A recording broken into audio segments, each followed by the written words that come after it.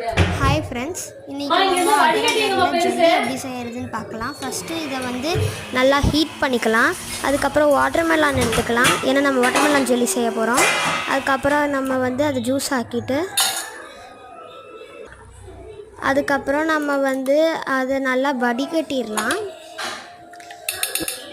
வடிகட்டி எடுத்துட்டு நாம் எடுத்து அதை வந்து அடுப்பில் வச்சிடலாம். அடுப்பில் வச்சுட்டு அது அகர் அகரோடு சேர்த்துட்டு மிக்ஸ் பண்ணிடலாம் நல்லா த்ரூ அவுட்டாக. அதுக்கப்புறம் வந்து அதை நம்ம ஃபயர் பண்ணிக்கலாம். அந்த அடுப்பை நல்லா ஃபயர் பண்ணிக்கலாம். அதுக்கப்புறம் சுகர் ஆட் பண்ணிவிட்டு நம்ம நல்லா திரும்பி மிக்ஸ் பண்ணலாம்.